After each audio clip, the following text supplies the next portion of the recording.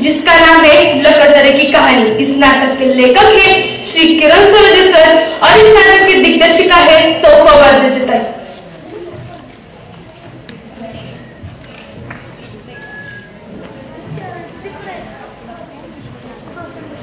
रोके वृक्ष लगाओ बाल पोस कर,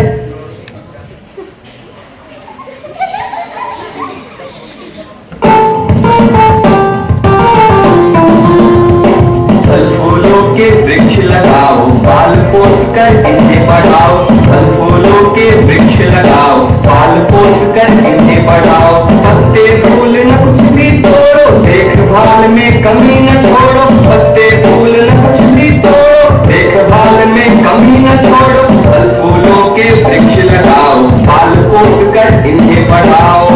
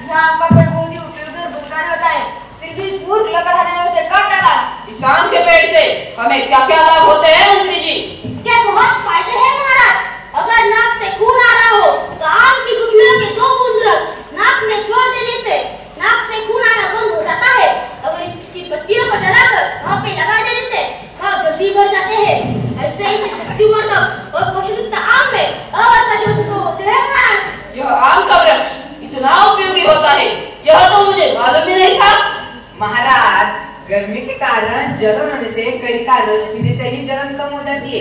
हाँ, और आम के मुख्य व्यंजन भी बनाए जा सकते हैं जो कैसीले खट्टे और मीठे होते हैं। कौन से पदार्थ? महाराज, आम का रस, आम की बर्फी, आम का अचार, जैम और सिरप जैसे पदार्थ बनाए जा सकते हैं।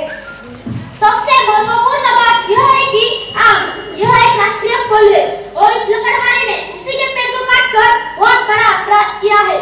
मैं महाराज से अनुरोध करता हूँ कि इसे कड़ी से कड़ी सजा दी जाए। महाराज, आप मुझे माफ करो, मुझे पता नहीं था कि आम का वृक्ष इतना उपयोगी होता है, अन्यथा मैं इसे नहीं काटता। क्षमा करें महाराज। अरे गधे, क्या तू जानता नहीं हमारे राज्य में पेड़ काटना सख्त मना है? नहीं महाराज, मैं नहीं जानता, मैं अनपढ़ और देहाती लकड़हार हूँ। क्षमा करिए महाराज, अगर मैं घर में गया तो सभी भूखे मर जाएंगे, दया कीजिए महाराज। महाराज, इसे जरा भी दया मत कीजिए। अगर इसे छोड़ दिया गया तो सभी लोग वृक्षों को काटेंगे तो हमारा कानून का क्या होगा? आज्ञा महाराज, अभी इसका सिर तलवार से बना देंगे। नहीं सेनापति, तलवार चलाने के लिए भी दिमाग का प्रयोग होता है, उसका जरा इस्तेमाल करो। वह गरीब है, उसने जानबूझकर पेड़ नहीं काटा, मजबूरी में उसने पेड़ काटा है। लेकिन महाराज, तो प्रधान जी, आप इस बारे में क्या सोचते हैं? महाराज, आप जो निर्णय लेंगे हम वही स्वीकारेंगे। हाँ महाराज, इसे देखो, वह एक गरीब लकड़हारा है। अगर उसने यह काम नहीं किया होता तो उसका पूरा परिवार भूखा मर जाता, और हमारे राज्य में एक भी परिवार भूखा मर जाए ये हमें कदापि स्वीकार नहीं। महाराज, हमने जो वृक्ष काटने के खिलाफ कानून बनाया था उसका क्या होगा? मूलतः वह इस कानून को नहीं जानता, अन्यथा वह यह अपराध नहीं करता। सभी परिस्थितियों को ध्यान में रखते हुए लकड़हारे द्वारा किया गया अपराध उसकी अपनी निजी आवश्यकताओं के कारण हुआ है। यह उसका पहला अपराध है, इसलिए उसे क्षमा कर दिया जाता है और उसे अपने परिवार के निर्वाह के लिए 10 सोने की मोहरा दे दी जाए। यह हमारा आदेश है। सैनिकों, मोहरा लाओ।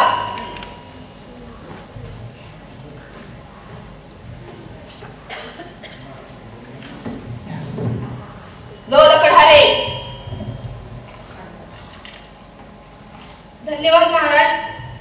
दोबारा आम का वृक्ष मत काटना। अब उसके फायदे तुम्हें पता चल गए होंगे। हाँ महाराज, अब मैं आम का वृक्ष नहीं काटूंगा। सिपाहियों, लकड़हारे को दरबार के बाहर छोड़ने की व्यवस्था करो।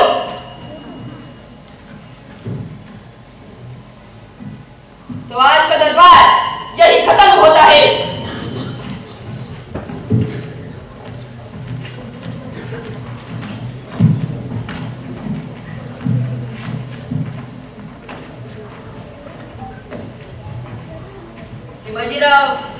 चिमाजीराव, कहाँ जा रहे हो?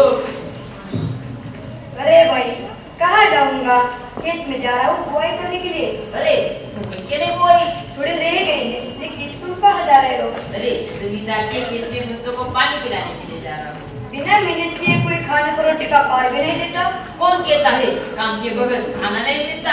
अरे उस लकड़हारे भाई को ही देख लो, उसने वृक्ष काटने का अपराध किया था, लेकिन महाराज ने उसे सोने की मोहरें देकर छोड़ दिया। बिल्कुल सही कहा, लेकिन हमारा ऐसा नसीब कहा।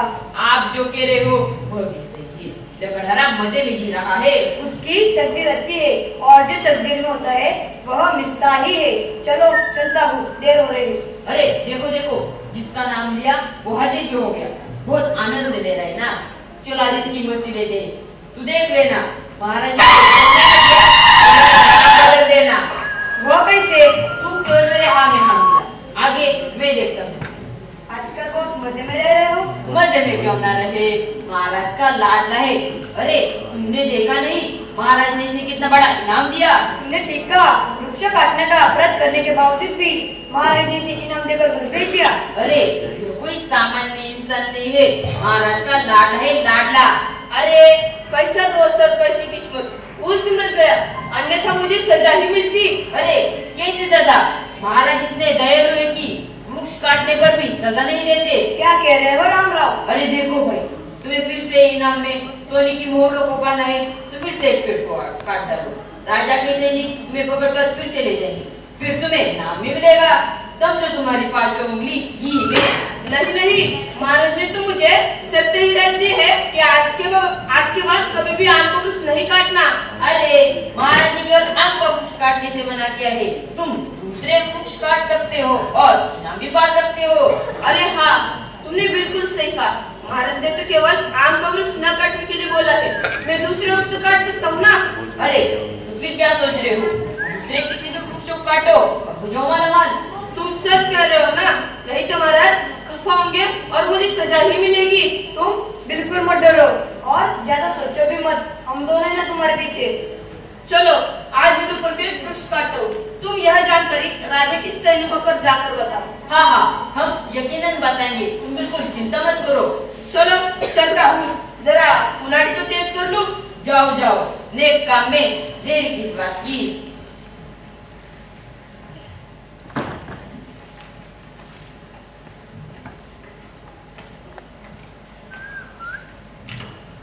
अरे सुनो, तुम दोनों कहाँ ढूंढ रहे हो? अरे हम आप ही को ढूंढ रहे थे। हमें क्यों ढूंढ रहे थे भला? आपको एक महत्वपूर्ण संदेश देना था। कैसा संदेश? कहीं ड्रामा करने वाला है? एक गंभीर अपराध होने वाला है। कैसा अपराध? हाँ, अपराधी होने वाला है। क्या कोई मर जाने वाला है? हाँ, हत्या होने वाली है। क्या? किसकी हत्या होने वाली है? एक पेड़ की हत्या होने वाली है। अरे पागल, पेड़ की भी कभी हत्या होती है क्या? अरे पेड़ को काटना ये तो पेड़ की हत्या ही होती है ना। कौन काट रहा है पेड़ को? जरा निकाल तो सही। यह वही आदमी है जिसने पहले भी वृक्ष काटने का अपराध किया था, लेकिन महाराज ने उसे सोने की मोहरें देकर छोड़ दिया। मुझे यकीन नहीं आता महाराज ने उसे शक सूझ नहीं थी। वो फिर कभी भी किसी भी वृक्ष को नहीं काटेगा। मुझे नहीं लगता कि उसने वृक्ष को काटा होगा। हम सच कह रहे, वह फिर से वृक्ष काटने के लिए जा रहा है। अरे तुम झूठ नहीं बोल रहे हैं, क्या आपको झूठ लग रहा है? हाँ हाँ, यह झूठ जैसा लगता है। वह पेड़ नहीं काटेगा। आप झूठी बोल रहे हो।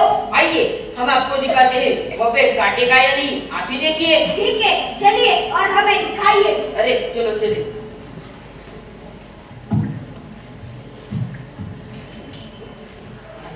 अरे कहाँ है वो? आगे। अरे वो देखो, वो कैसे पेड़ काट रहा है। अरे अरे, क्यों काट रहे हैं पेड़ को? चलो, मैं महाराज के सामने ले जाते हैं। बोलो चिमा जी, ये ना वो महाराज के जंगल से बच नहीं सकता। अच्छा, पता है तुम्हें लकड़हारे को? और नहीं तो क्या, वो पैसे की दोस्ती कर रहा था।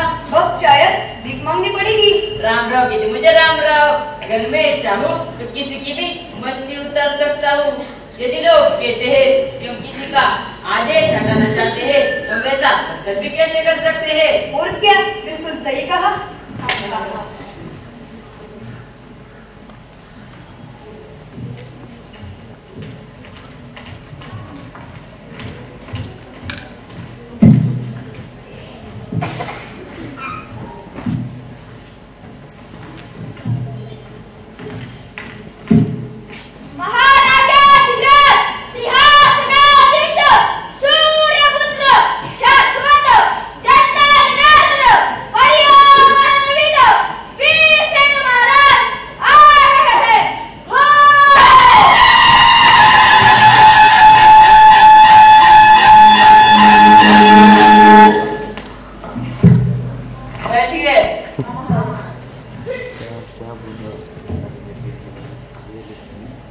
तो बताओ प्रधान जी, क्या समाचार लाए हो? महाराज, आज एक आदमी ने पेड़ काट दिया है, उसे दरबार में पेश करने की इजाजत दी जाए। उसे तुरंत दरबार में ले आओ।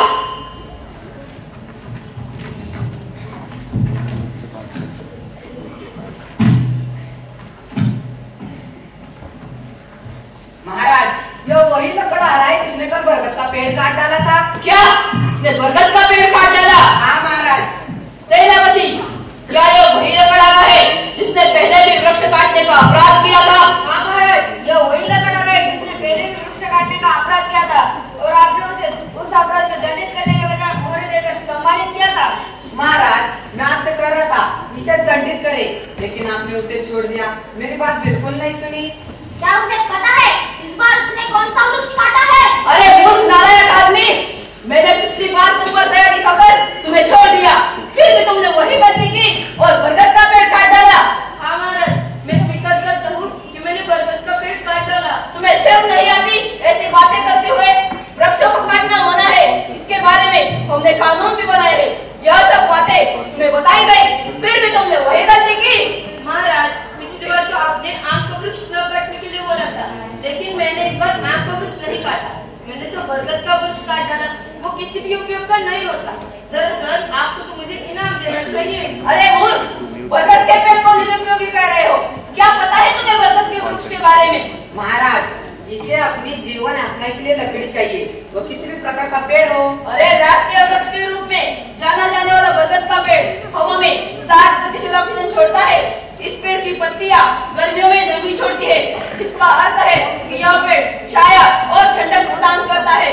इतना ही नहीं, इस पेड़ का हर भाग औषधीय गुणों से भरपूर है। फल, फूल, पत्तियां, छाल और पत्तियां, इन सबका औषधि में उपयोग किया जाता है। व्यक्ति को साल में से कम बरगद के पेड़ के नीचे बैठना चाहिए। मन और शरीर पूरी तरह तरोताजा हो जाएगा। ये बारहमासी वृक्ष मुख्य रूप में महिलाओं के लोगों के लिए एक प्रभावी औषधि है। मैं महाराज से अनुरोध करता हूँ कि इसे कड़ी से कड़ी सजा दी जाए, जिसने पर्यावरण का संतुलन बनाए रखने वाले वृक्षों को काटकर बहुत बड़ा अपराध किया है। महाराज, मुझे सचमुच खेद है कि आपने मुझे सुधरने का मौका दिया, फिर भी मैं सुधर न सका। क्षमा करें महाराज। खामोश! मैंने तुम्हें एक बार माफ कर दिया, वह मेरी गलती थी। अगर मैंने तुम्हें पिछली बार ही कड़ी सजा दी होती तो तुम दोबारा ऐसी गलती नहीं करते। अरे कितना पेड़ काटोगे? सारी धरती उजाड़ दोगे तभी तुम्हारा पेट नहीं भरेगा।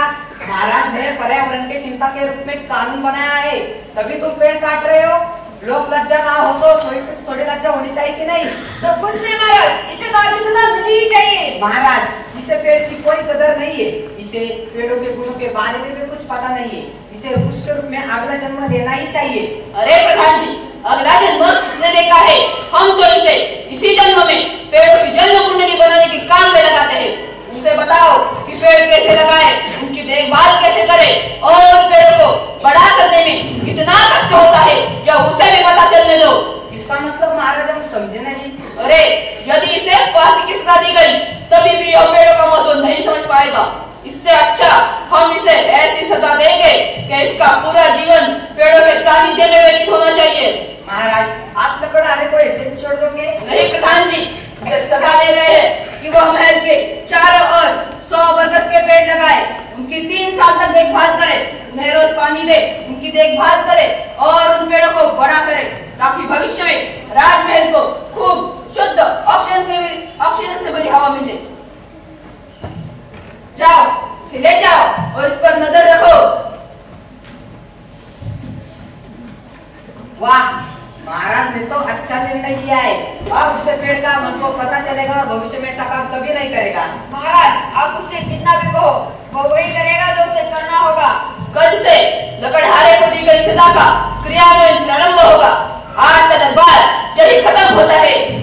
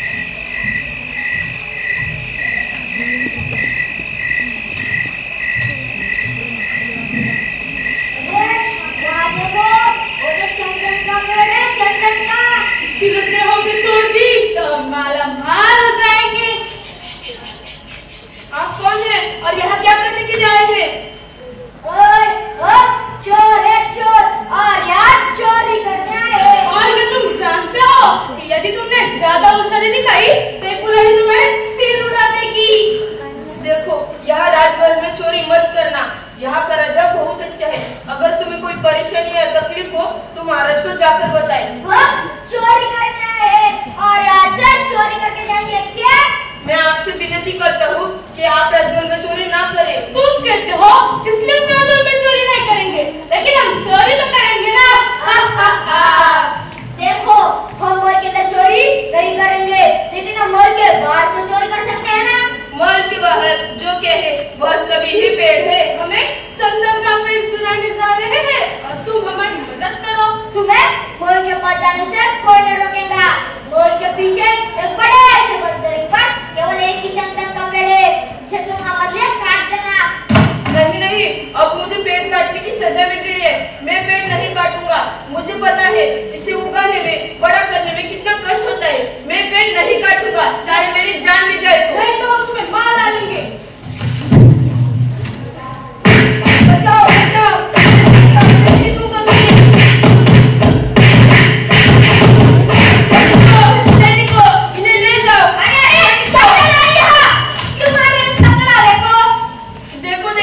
ये हमारे अनुरुष को काट रहे थे। इन्हें जल्दी महाराज के पास लेकर जाओ। अब चलो, तुम्हें महाराज के सामने पेश करता हूँ।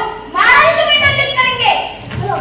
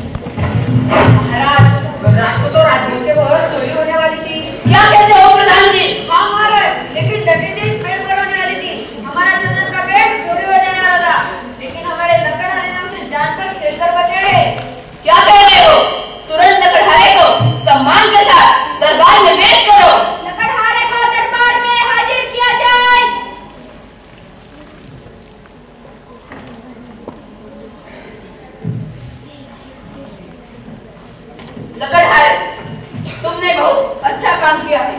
पेड़ उगाना, पेड़ तोड़ने में बहुत कष्ट, पेड़ तोड़ना बहुत आसान होता है, लेकिन उगाने में बहुत कष्ट होते हैं, समय भी लगता है। तुमने बहुत अच्छा काम किया है।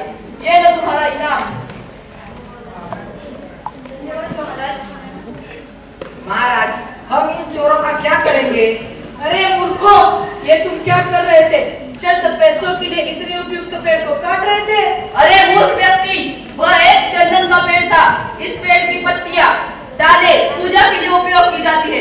राजमहल में तो इसका बहुत उपयोग करते हैं। महामंत्री, बताओ इन गधों को चंदन के उपयोग और लाभ। महाराज, चंदन से सुगंधित लेप, सुगंधित तेल, गंध तैयार किए जाते हैं। हल्का दर्द होने पर इसे लगाने से आराम मिलता है।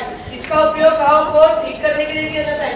चंदन के लेप का उपयोग चेहरे पर निखार आने के लिए किया जाता है। यह अत्यंत जवान वृक्ष है महाराज। सबसे महत्वपूर्ण बात यह है कि चंदन से उत्तम हस्तशिल्प मूर्तियां बनाई जा सकती है, इसलिए इनकी मांग भी बहुत ज्यादा है और कीमत भी बहुत अधिक है। इसलिए इनको बड़ी मेहनत से सुरक्षित किया जाता है। लकड़हारे ने चंदन को पेड़ को सुरक्षित करके बहुत बड़ा अच्छा कार्य किया है। क्या अब तुम्हें पता चला कि वह कौन सा पेड़ था और उसके उपयोग क्या थे? जी महाराज। महाराज, यह वही लोग हैं जो प्रदेश में पर्यावरण को नुकसान पहुंचा रहे।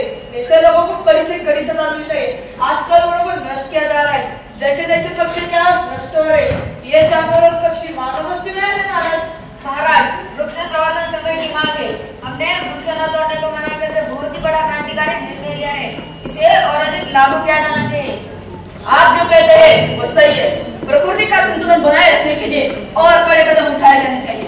राज्य में एक एक कर सभी पेड़ नष्ट हो जाएंगे। इस विषय पर हम तुरंत ध्यान देंगे। जाओ और इन्हें कारागार में डालो। महाराज, हमें माफ करो, फिर एक कभी नहीं करेंगे महाराज। राज्य में पेड़ काटने पर प्रतिबंध लगाओ और सख्त कानून लागू करो। आइए हम सब मिलकर राज्य में एक बच्चा एक पेड़ लगाने की शपथ लें। वृक्षारोपण है प्रकृति का मान,